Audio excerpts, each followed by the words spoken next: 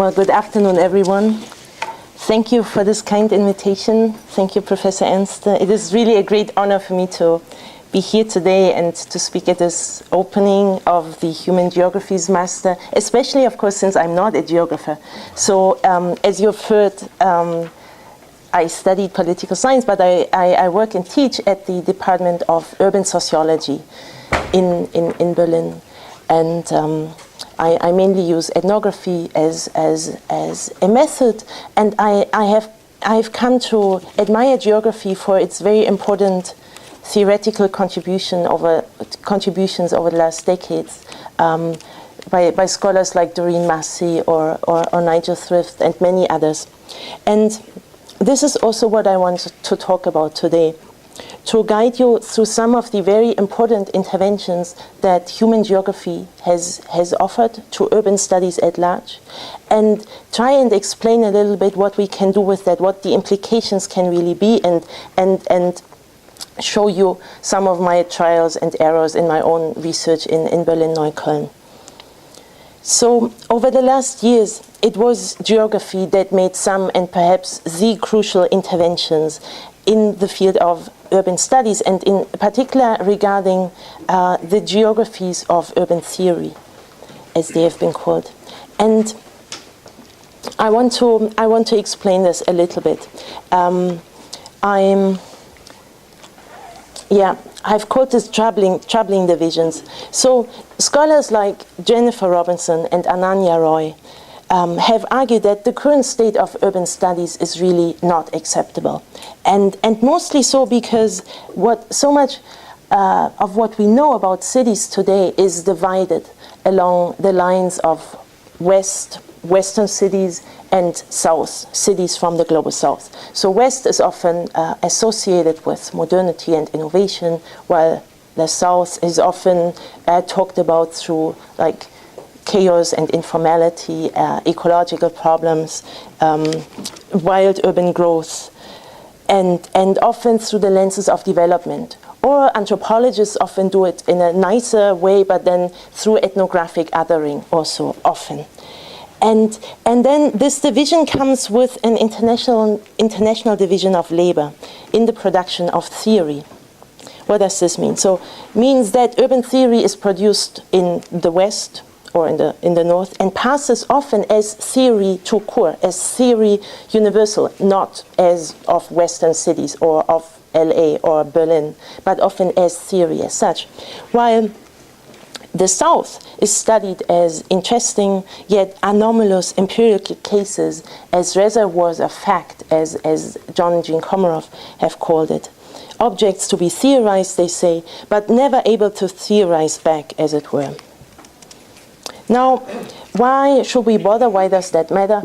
I guess for the many reasons why this is so unfortunate, the one that should concern us as scholars who are interested in cities and interested in trying to theorize them, we should be bothered about this because it makes the possibility of theorizing cities really poor. Because if we keep assuming that the real urban theory is made in New York or in London or in LA, we miss some of the key experiences of urban life in the 21st century, especially since most of this urban life takes place beyond, elsewhere, in Latin America, in Asia, in Africa.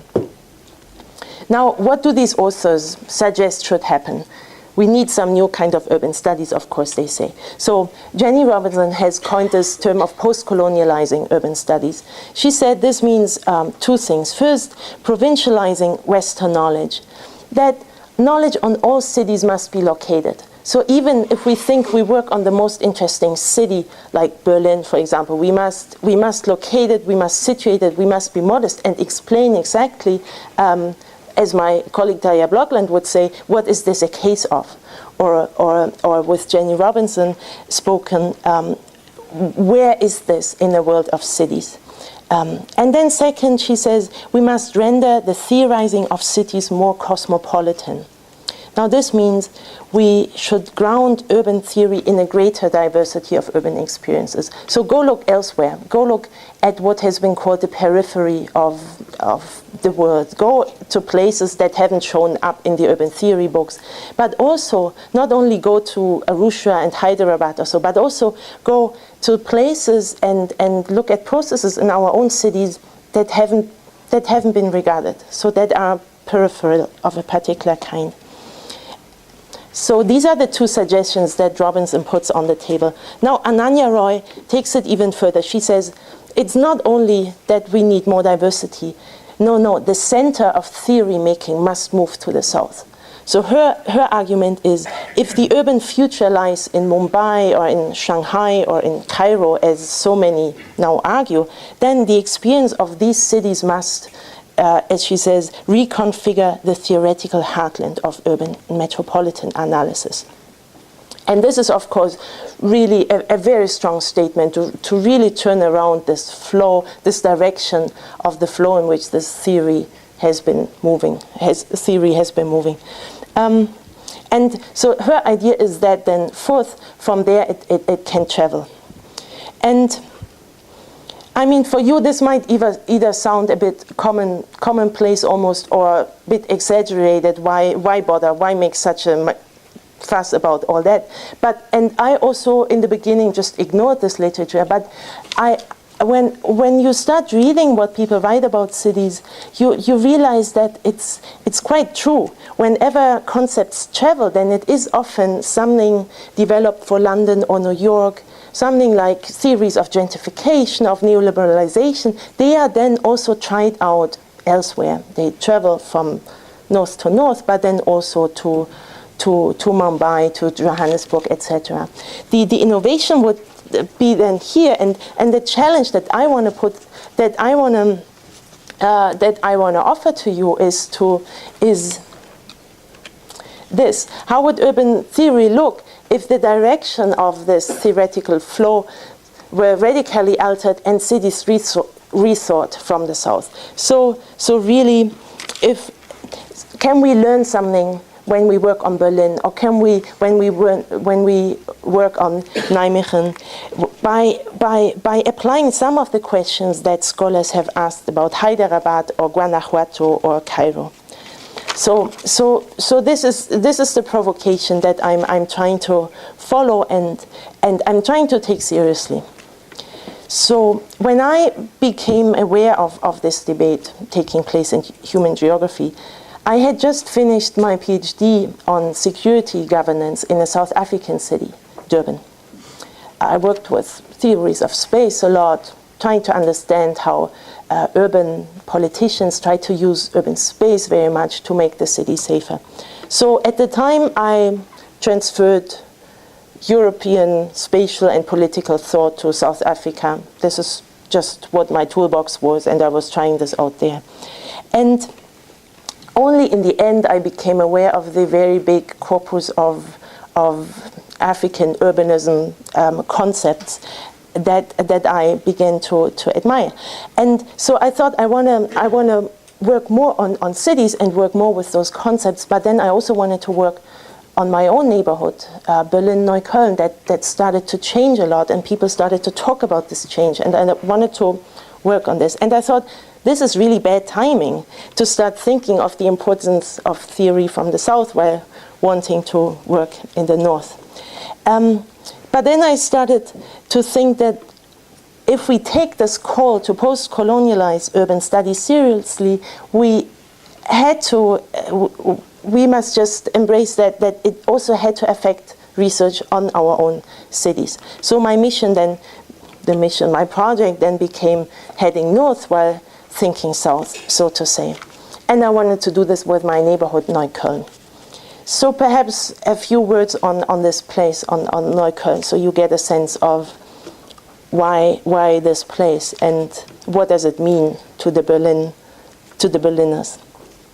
Now, Neukölln is a low-income neighborhood located in the former West Berlin. And around a third of its population has an immigration background. Most came from Turkey as so-called guest workers to Germany in the 1960s, while others arrived as political refugees from the former Yugoslavia or Lebanon. The district has always been poor, working class and poor. But in the 1990s, after the wall, the Berlin Wall fell, Neukölln was hit especially hard.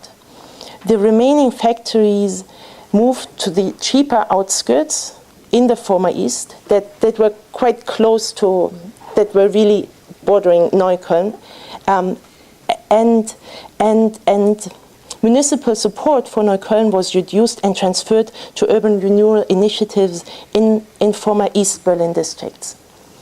So the drain of public support on the one side and the factories on the other side further deepened the district social problems that were already there. So Neukölln became really the epitome of a depressed, angry neighborhood. In 1997, an infamous article in Der Spiegel labeled Neukölln as the final destination. Neukölln, according to the diagnosis, meant deadlock. A subtitle stated, Berlin's center is booming and sparkling, yet on the fringes, the metropolis is turning into a slum. In the working class neighborhood of Neukölln, neglect, violence, and hunger are the signs for social decline. Now then, in the 2000s, suddenly enthusiasm seemed to overlay this agony in Neukölln. The district's roughness was suddenly charming. Its empty buildings were remodeled as places of creative potential, and its cultural frictions emerged as the necessary constituents of any exciting neighborhood. So the city magazine Tip, for example, compared present-day Neukölln to the New York's Lower East Side 30 years ago. Now, just all sorts of creative partying going on, and the media is talking about this a lot. Now, most Berlin sociologists and other urban scholars that work on Berlin had a very clear diagnosis. This is gentrification, and they saw the signs of it happening all over. And not only scholars, also journalists and everyone you talk to, and journalists, all sorts of creatives and other connoisseurs. And many leftists themselves seemed, I thought, trapped in some self-punishing, individualizing responsibilization about its own involvement in turning working-class immigrant neighborhoods like Neukölln into paradises for poor creatives. So what I mean with this is that wherever you go in northern Neukölln, you could see the signs of those mutual insults, like fuck off yappie, and here again with the red graffiti, yappies piss off from Neukölln, or this poster asking, are you also a killer of the neighborhood? And it shows you the stereotypical Neukölln hipster with iPhone and cool sneakers from the US and chai latte to go with soy milk, etc. So it's placed in some of the hipster bars. At the same time, those graffitis and those posters, this is a little fight between almost the same kind of people who are also competing for, I almost want to say, keeping this moment of excitement when this neighborhood changes for themselves. But this goes too far. What I wanted to say is that, interestingly, those open signs, those open anti-gentrification signs, do not target so much the structural problems, the structural factors, how the rent market, how the investment market is organized in the city. It's not about urban politics so much.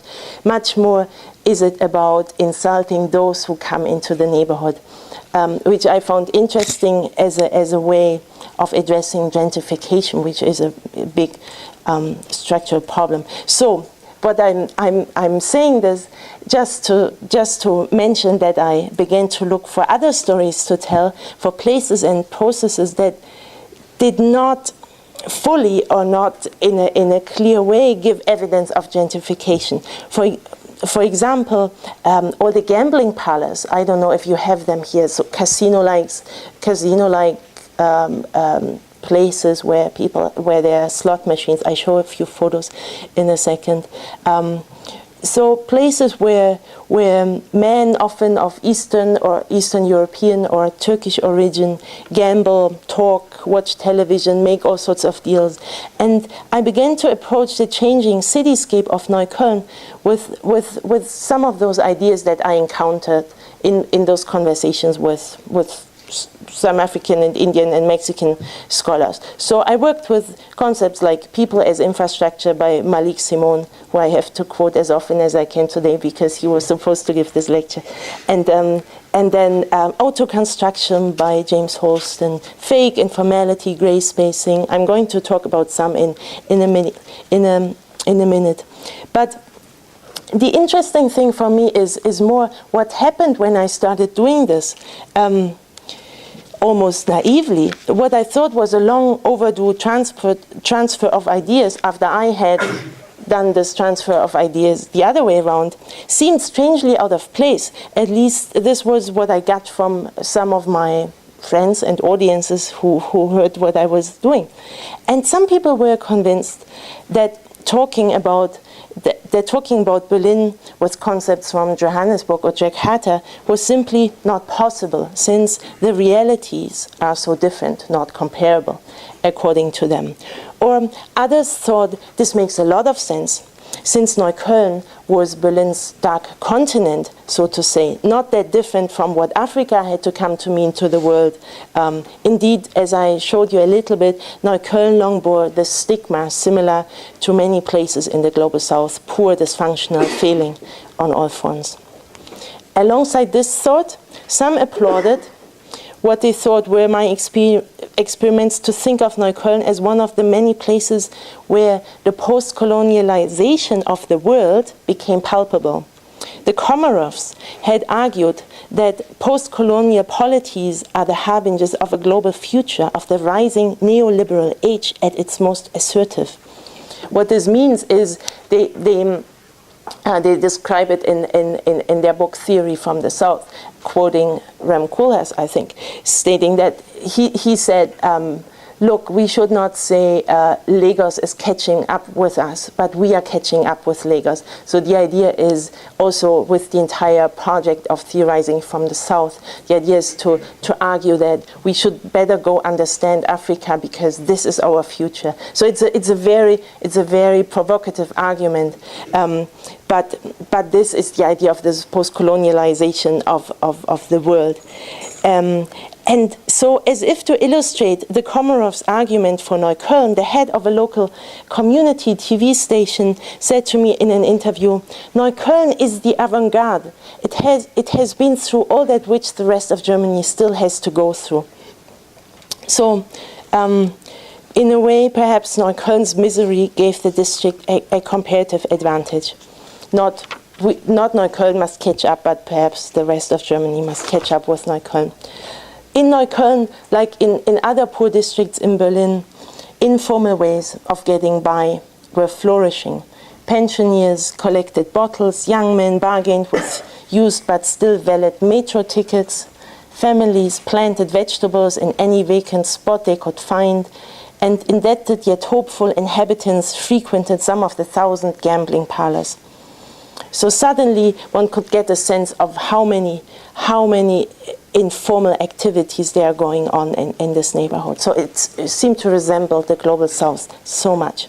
And even when trend media began to trumpet Neukölln's roughness as charming and its gang fights as the edgy background for Neukölln's discovery a few years ago, some of my supporters helped me out by pointing at the colonial-like attitudes of those creative newcomers who couldn't imagine a better place with more authenticity, rawness, and honesty than Neukölln. As a networking, like a network activist for immigrating creatives stated to me in an interview, Neukölln's charm is that it is raw and rough, like a raw diamond. One can still jump around, can realize one's dreams. There's the space, and you can still occupy it. Now, what better colonial utterances could a researcher committed to heading north while thinking south ask for? And And so on. What better site of research, in other words, than Neukölln, where narratives of ghetto, apocalypse, and gentrified dystopia, survival and self-experiment, poor and sexy, troubled integration, and celebrated cosmopolitanism mingle. All true, I thought, but perhaps not enough. I started to rethink my project, and believe that what our cities, both West and South, share is a general condition of uncertainty and inequality that its inhabitants somehow have to come to terms with, have to deal with, trying to keep multiple possibilities open, making all sorts of deals, anticipating all sorts of futures. What Simone had written about urban residents' attempts to make a living in Douala, Jakarta, or Johannesburg resonated with what I saw in Berlin. But I began to realize that perhaps we don't need a poor neighborhood, an immigrant population, and all sorts of failures and depressions to connect Berlin to these cities. So it was more something that started from this general condition of uncertainty and inequality that people had to deal with, and how they did. We could actually go find some very interesting concepts in the many places that I keep phrasing as Hyderabad and Johannesburg, etc. Because perhaps, don't even want to go into this detail why. So what I now want to do with this is to suggest a frame that I term urban fabricating. But this frame is like an open toolbox that is very much made up, influenced by all those concepts that I find personally intriguing and promising. So those concepts are informality, people as infrastructure, worlding, piracy, and some others. Now, this urban fabricating, I want to tell you a little bit in the next minutes why I want to choose this term and how we can understand it, and you can judge at the end if this makes sense to you and if this for you is still theorizing from the South. Now, fabricating engages the urban fabric as something in the making, always already there, yet always under construction somehow. To fabricate the urban is to compose and to assemble, to invent things, to make up and to recycle. It is creating interim solutions or muddling through when big visions are absent or opportunities limited. But what is this urban fabric in the first place? And if you read urban scholarship, you will find people use this metaphor a lot without bothering defining it. Somehow it always seemed to describe the social and the spatial composition of a city or a particular place within a city. Now, the popularity of the term isn't surprising. It lends itself to all sorts of imaginaries key to urban sociology. Its threads and strings can be delicate or robust, entangled or loose, thus leading us to ask what holds people together in the city, what makes for their networks and bonds or casual encounters. A fabric is formed by the conjunction of dissimilar parts, notes the Oxford English Dictionary. And indeed, its texture can be porous in some places and more solid in others. It can be more or less permeable, and this is another way of asking the questions of segregation, of exclusion, and social sorting. Fabrics can also feel smooth or scratchy, familiar or unfamiliar, comfortable or uncomfortable, and for some even unbearable. And hence it touches on the question of the inequality of experience and unequal access to resources, but also on the affective texture of urban space. And then, of course, urban fabrics change over time. They can become worn or torn and in need of repair, thus evoking processes of physical decay, population shrinkage, or waning social capital. So this is just a way to make sense of why this metaphor of the urban fabric has been so popular in urban sociology and anthropology, I guess. Now, with the notion of fabricating, think I mean four things, or want to describe this through four notions. The first is building infrastructures of urban life. To fabricate is to make and to construct. To fabricate the urban means to build infrastructures of urban life. And they can be material, but they can also be political and social. They can be affective. And as Brian Larkin's work on the Nigerian media industry and Colin McFarlane's writings on sanitation infrastructures in slums in Mumbai suggest, infrastructures are perhaps best depicted through breakdown and repair, dysfunction and struggles over access and distributions, and the fragmentation they produce or reproduce. So herein lies perhaps an important lesson from parts of the southern urban literature. The ubiquity and the visibility of infrastructural improvisation and repair in many southern cities have allowed scholars to take a more straightforward approach to failure and repair, and to residence improvisation as things don't work as well as they would like to. So in other words, some have argued that because a functioning bus system or electricity system cannot be taken for granted in Lagos or so, we can go observe all sorts of makings of those infrastructures, try observe how people make that stuff work anyways. And here we can learn a lot from those literatures. This would be the argument. And this is also true for social infrastructures, because infrastructures are not only cables and pipes and roads, but they are intrinsically social. And here we can't do without Abdulmalik Simon's important work on downtown Johannesburg, where he has described how migrants from other African cities try to get things going, especially because things don't function that well for them, because the state doesn't provide for them.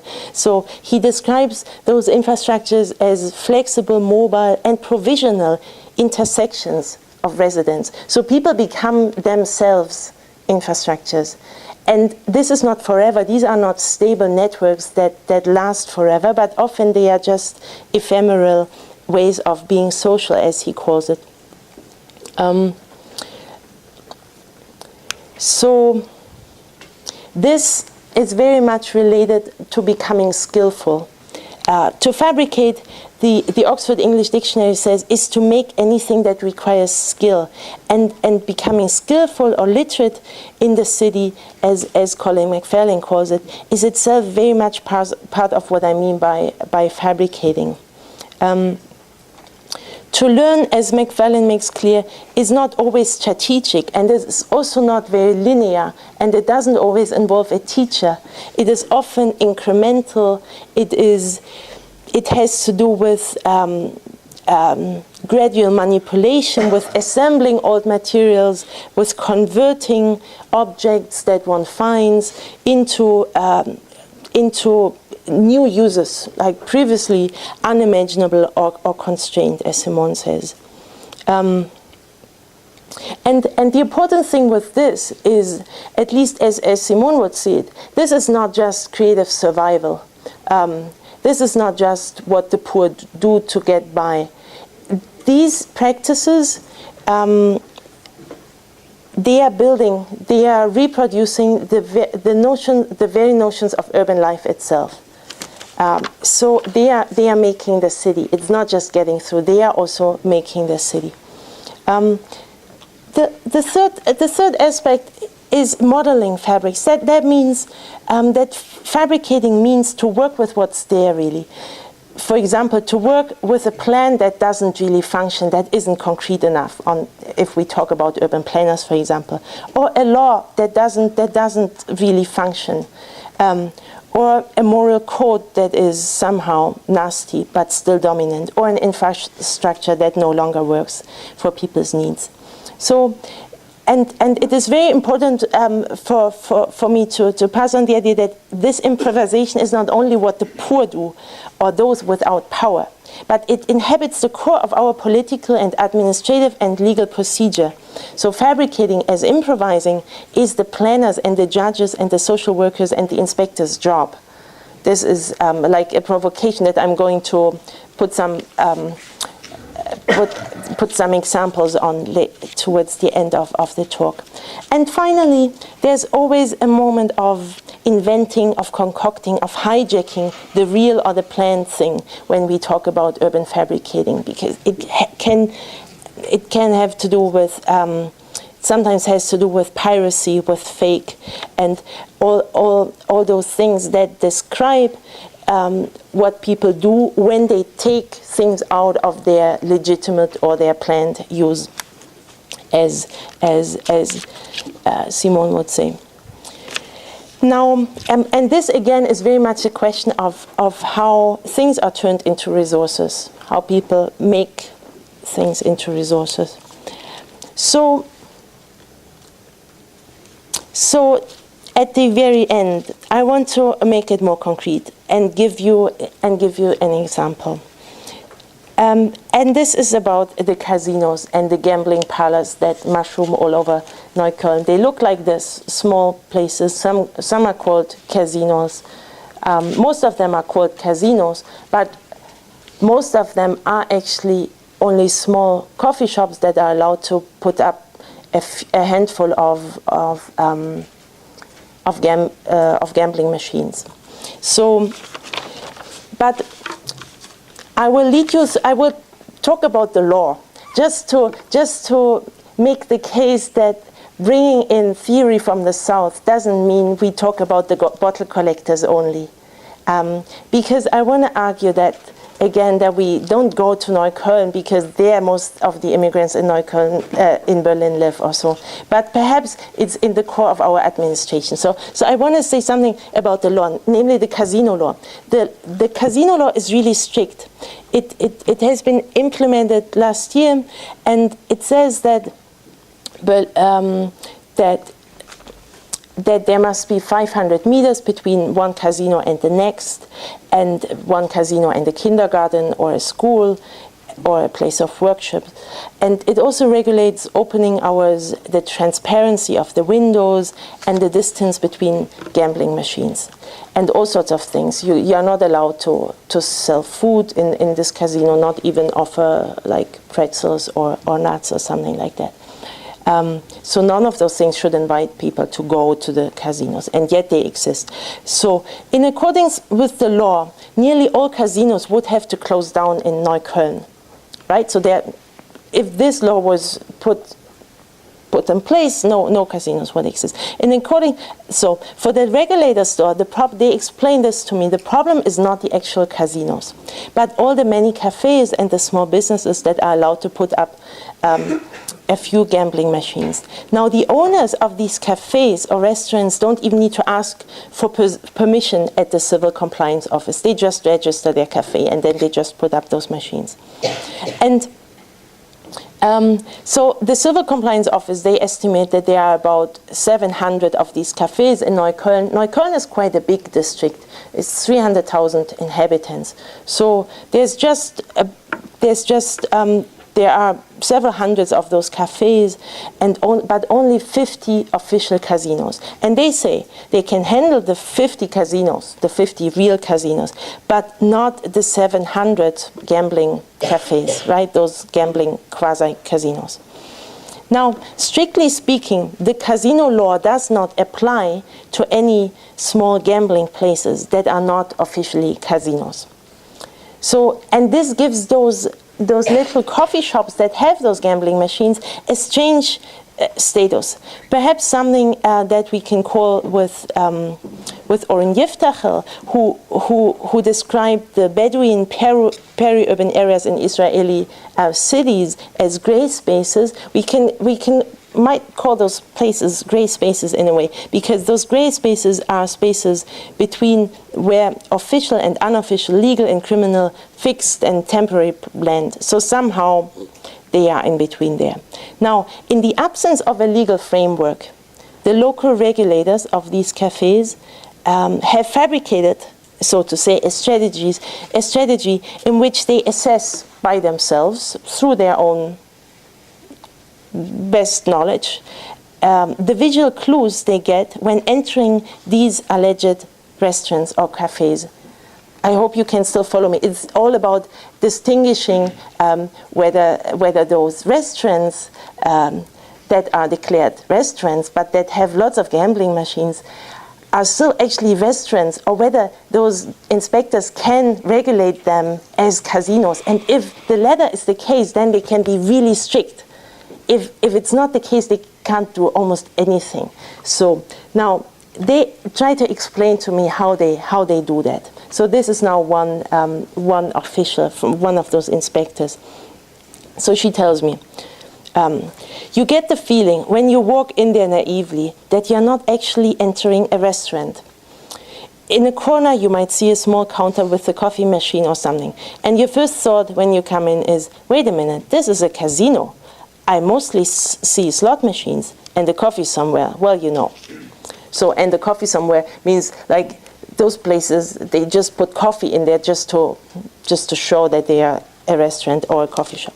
So the inspector talks about her feeling that something is not right with this cafe, that it looks different from what it is said to be, that one, certainly the inspector, is being fooled. The inspector is sure that her first impression and her feeling do not mislead her, because, as she says, this, after all, is not what a normal person understands a cafe to be. This is a quote. But what then are the criteria for this assessment? I asked them. And so this was a long conversation with two of the inspectors. And so she says, no, there were no criteria. And then he says, we've come up with our own criteria to regulate such cafes, she says. We came up with them by simply doing. We figured if the main purpose of a restaurant is to sell beverages or food, it is not acceptable for the room to be filled to the brim with slot machines. That changes the purpose from restaurant to gambling. So we said, if a casino is allowed a maximum of 1 slot machine per 12 square meters, why should the same rule not apply to restaurants? The very same regulation that are in effect for casinos. The administrative court agreed. It actually nicely adopted a term that was coined by one of our colleagues. Namely, the imprint of a business must be that of a restaurant. So I asked, the imprint? The imprint. Basically, you walk in and form an impression, and this impression should not be that you are entering as a casino, but a restaurant, juice bar, cafe, or whatever. Now, as the inspectors know, there were no criteria and they made them, they fabricated them through their everyday doing.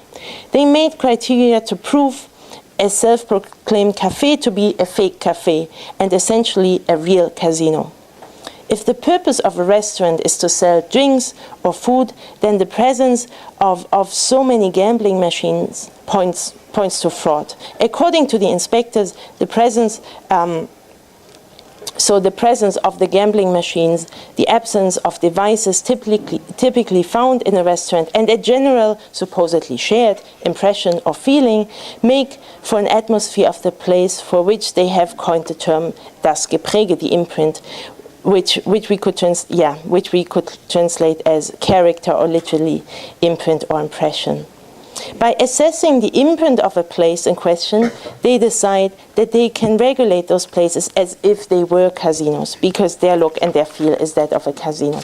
Now, what I'm trying to get at is that in the everyday regulations of the quasi-casinos, those low-level practitioners, as Mariana Valverde has called them, whose task is often seen as just applying the law, combined is much more complex. So what they actually do with the law is a combination of common sense and professional knowledge and aesthetic judgment and bits of the law, obviously, and frustrations about the missing law for that case, and etc. So this hybrid of logic offers a sense of what Sayat and Roy mean when they state that informality, it does not belong to the poor alone. It's not only what happens on the slums and markets in Cairo or Mumbai, but perhaps it is an organizing urban logic that cuts across classes, and that we can find